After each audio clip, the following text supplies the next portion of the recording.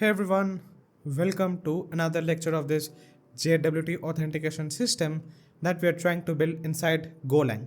So in the last lecture, we saw that how to create this get all and get by specific ID user endpoints, right?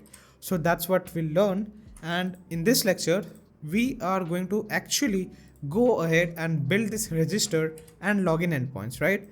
And these two, they are not user specific endpoints, but they are they are authentication related endpoints, right? So let's get started. So this is the GitHub repo where I am putting all the code, and here I created this new branch by the name of API endpoints. So yeah, so this is my code editor and this is our GitHub repo. Alright, and we were referencing this blog for doing the CRUD operations, right? Now see, so this was our user repository where we have all these functions, right? And previously we wrote the code for this get all users and get user by ID function, right? Now let's go ahead and write the function for this one, which is create user by ID. Now this will accept a DTO. And what is that DTO going to be? So inside my users underscore DTO. So if you remember, our user model looks something like this, right? So what I want is, while creating a new user, the client has to provide me the username, email and password. So inside my user DTO, I will create a new struct by the name of create user payload. So it is create user because we are creating a new user, and it is going to be a payload, and it is going to accept my three things. Number one is my username, which is going to be a string.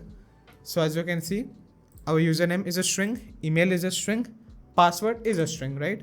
So first username, then email, which is a string, and then it's password, which is also a string. And over here, like whenever the user will send the payload in the form of JSON, I have to specify this JSON tag so that Golang can, it can do its binding and it can assign the value of these things of this payload inside the username of our JSON that will be passed inside my request body. So we need this JSON tags for doing that. And also here I also want to apply some validations. So if you remember, we are using a Go validator package, and using that we can apply some validation logic, right? Or some validation rules. So it is going to be first required. So a username must be provided inside the request body, and at minimum it must have 6 letters, and at maximum it must have 100 letters. Then my username is, again, it is going to be, I will copy paste the same thing, and for JSON it is going to be simple email. Then it is going to be a required field, and it is going to have this email validator. So if I open Go validator,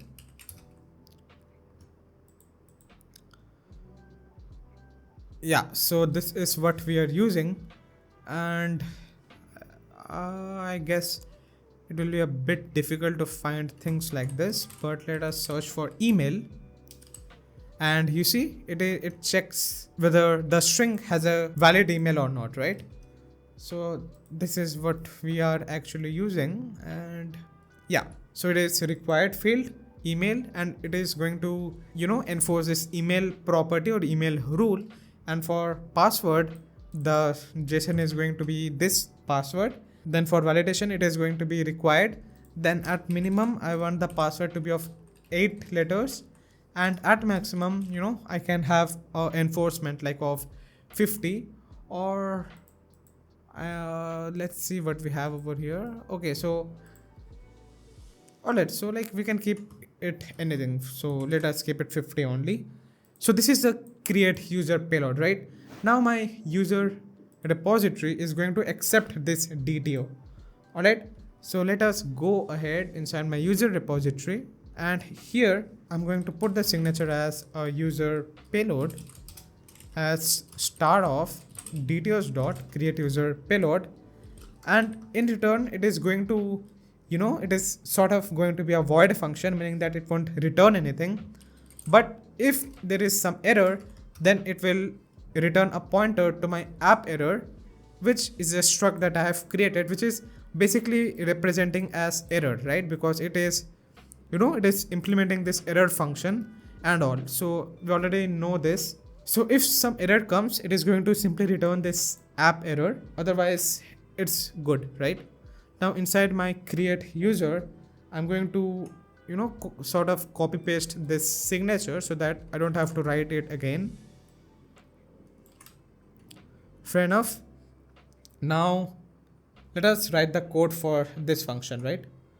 Now for this, let me first write the query. So the query is simply going to be, so it is a simple SQL query. So it is insert into the table's name. So let us first open data grep, because that is where, we are doing most of the data handling stuff. You can also use MySQL Workbench over here. So it is just for, visualizing the database and nothing else. So this is the database that we're using.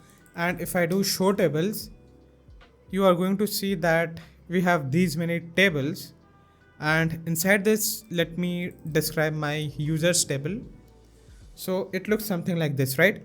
So the SQL command is simply going to be insert into this users, and I'm going to provide three things: this username column, email column, and password column. So it's username, email, and password, and the value is going to be, represented by a question mark. So it is question mark, comma, question mark, comma, question mark.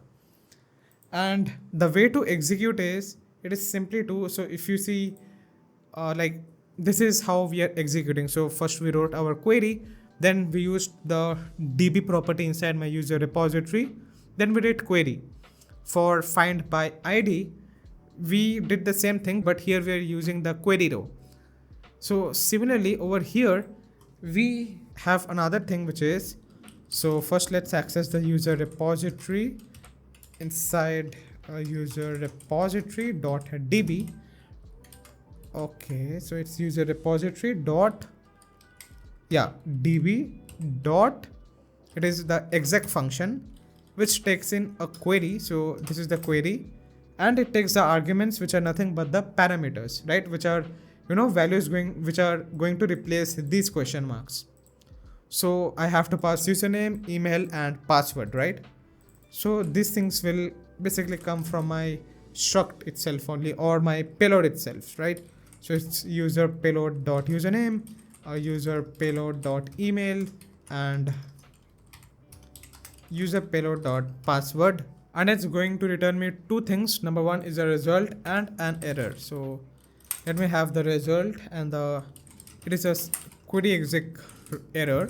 So this is basically the name of the variable which I gave, right? You can have your error or anything, but I just want to give good names to the error so that I don't get confused myself, like what that error is about, right? So then I am going to check if it is not null, which means that we do have an error. And in case of that, I am going to do two things. Number one is I'm going to log this error out, and number two, I'm going to return an internal server error, right? So let us use the user repository dot, inside it we have this logger dot, we are going to call the error function on this logger, on this zap logger instance. And here I'm going to pass a simple message saying that it failed to insert user into the database.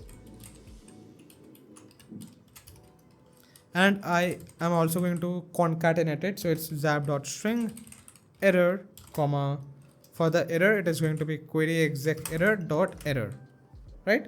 So this was our logging. Then I am going to return an internal server error.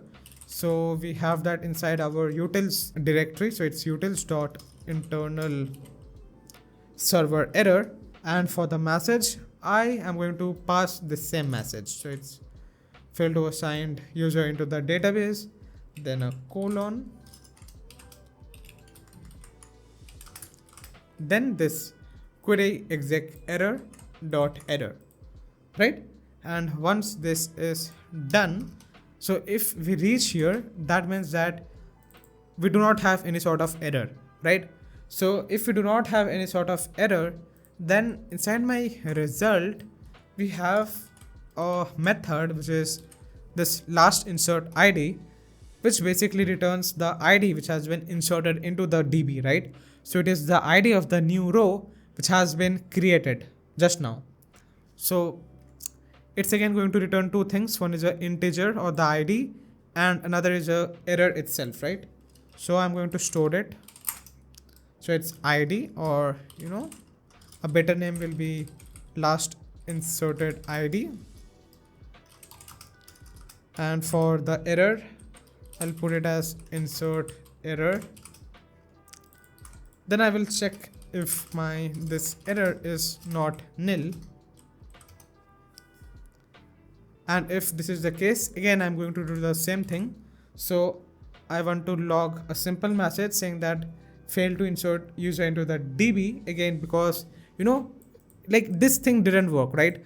Like whatever we tried to do, which is in fact creating a new row, that didn't work out. So that's why we sort of failed to insert that user into the database, right? And for the error, I'm going to log this error as well. And the same thing can be done over here as well. And once everything is done, and if this insert error is not nil, which means that we successfully, we inserted the user into the database. So at that time, I'm going to, log out a simple message. So it is user repository.logger.info, and inside it, I will just tell that successfully inserted the user into the database. And I will also concatenate this error, this ID. So it is zap.id or zap.in64. Then for the user ID, it is simply my last inserted ID. And at last, for the error, I will return nil, right? Because this is a pointer.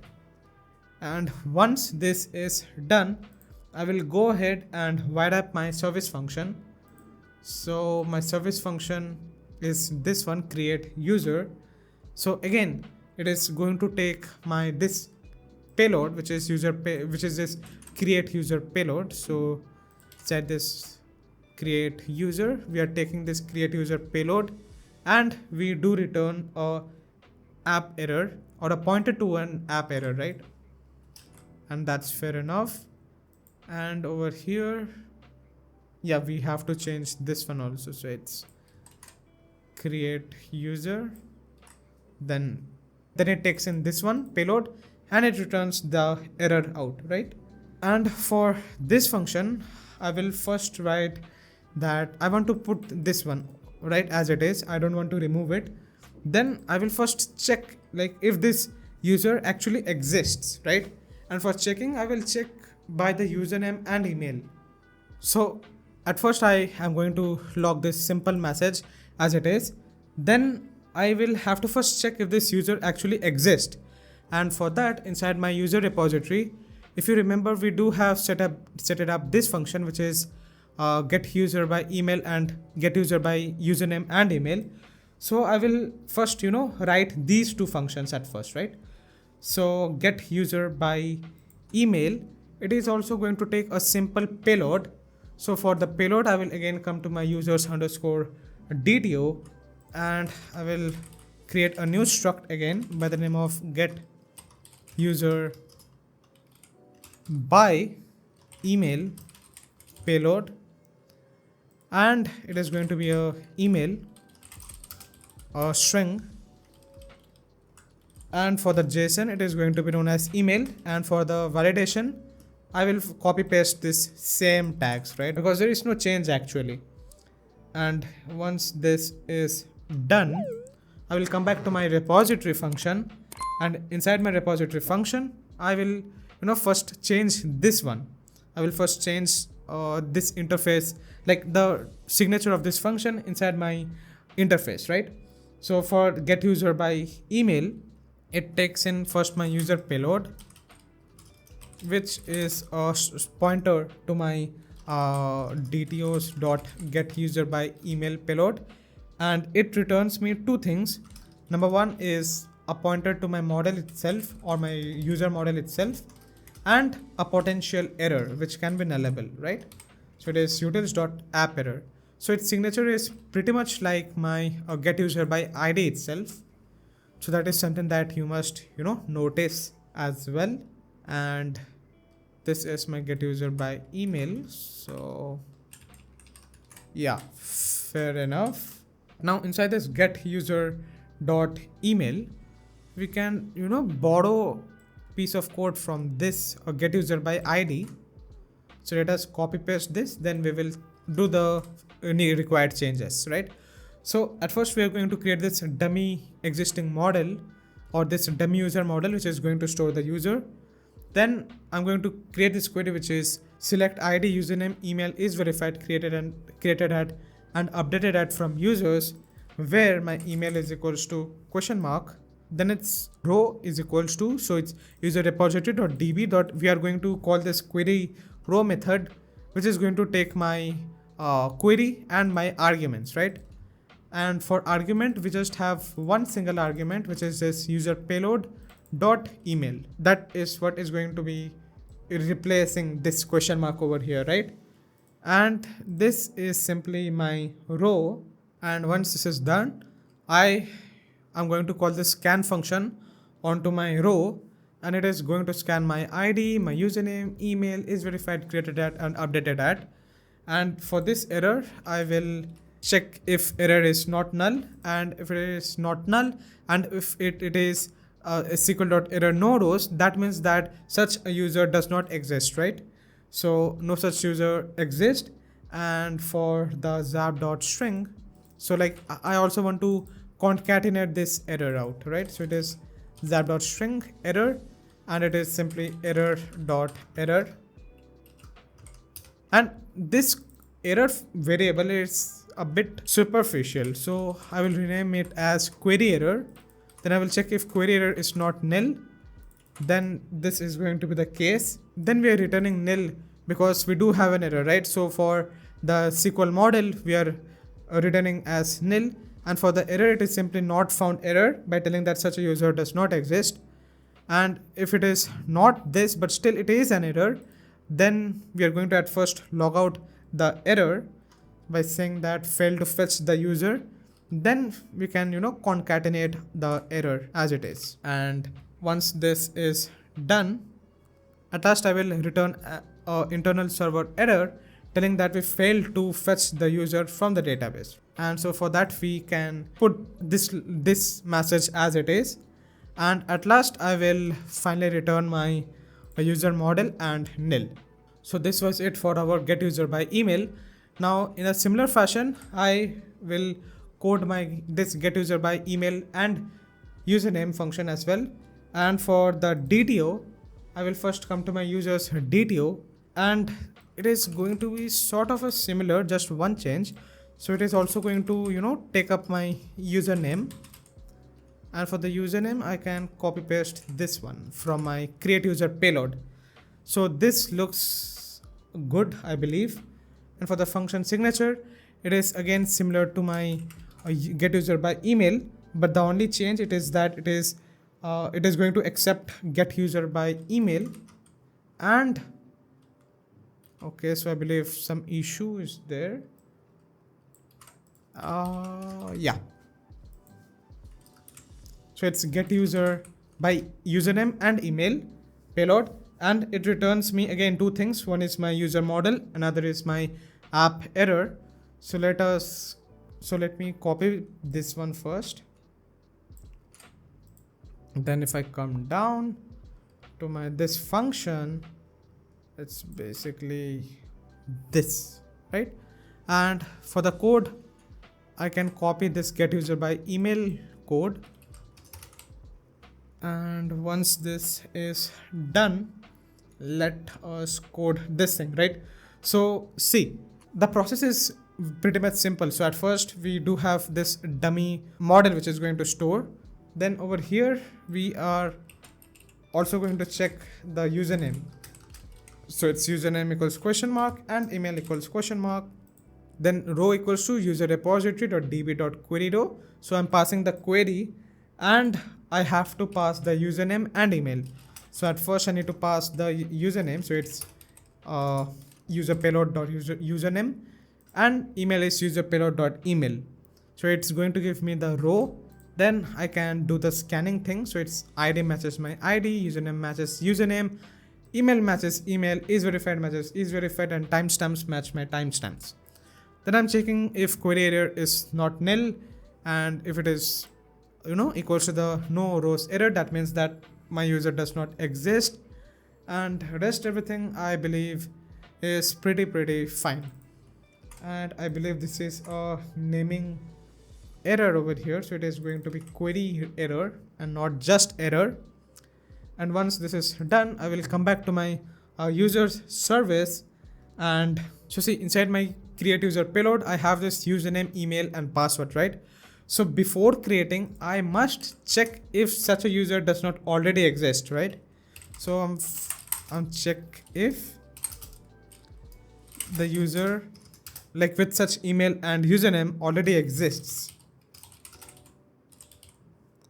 And for doing that I will just call my user service dot user repository dot get user by username and email, and inside this I have to pass a pointer to my get user by username and email payload struct, right? So for that I will just do dtos dot get user by username and email payload, and for filling it I will just use my user payload that is actually coming. So it is user payload dot username, user payload dot email, and it is going to return me two things. One is my user model, another is my error. So I don't need to check my user model, I just need to check if there is some error. So like I can rename this, so let me have this get user repository error. Then I will check if my this error is not nil, and if that is the case, okay, so see actually inside my get user by username and email, how it is actually working is that here if we have an error we are returning the error, right? And if everything works fine and there is a user model, then we are returning nil as my error, right? So I basically need to check if my error is nil, and if my error is nil, so that means that we already have such an existing user, right? So this is my get user, so this is my error, and I need to basically check if error is null, and it will be null only when there is a user, right? So I am checking if error is null, which means that we do have an error, right? So I am checking if error is nil, which means that we do have an existing user, right?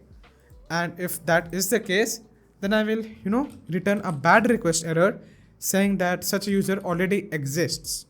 So it's utils dot bad request error, and it is simply user with such username and email already exists. And if everything works fine, I have to first hash the password. Then after hashing, I will call my create user repository function.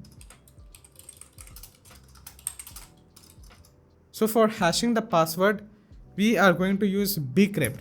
So it is bcrypt.generate from password, and over here we need to pass it in this format. So it does not accept the password in the form of a normal string. So we have to first convert it into this type by calling this byte function. And here I'm going to pass my password because that is what we want to hash.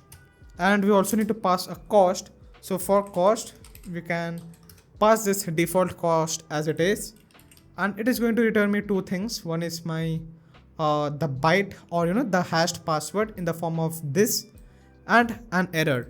So let me first store them inside variables. Then I will check if my hash error is not null, which means that there is like the hashing thing, it worked well.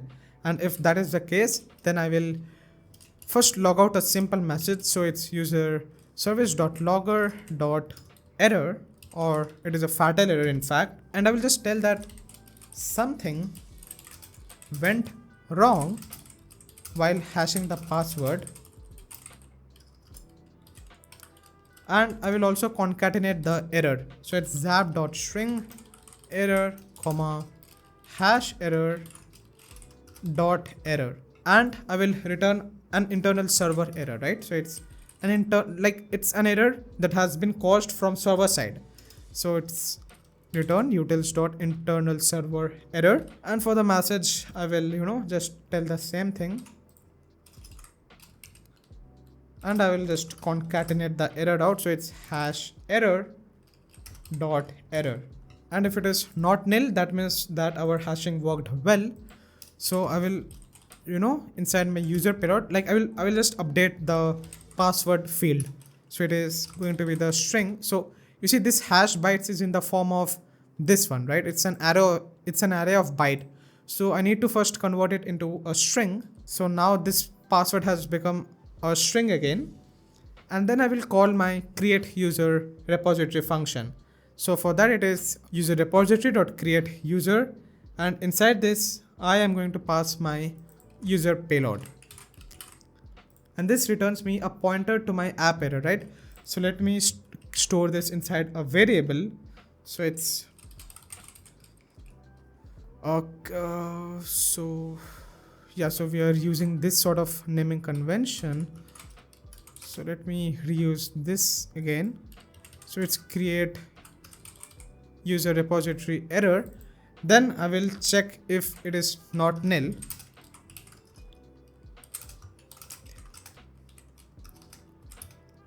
And if this is the case, then I will simply return this error, right? Because this is a, this type is basically the pointer to my app error, right? And that is what we are actually returning also from this function. So we can simply return it over here only. And if everything worked well, at last I am going to, log out a simple message. So it's user service.logger.info. And I will just tell that user creation was successful.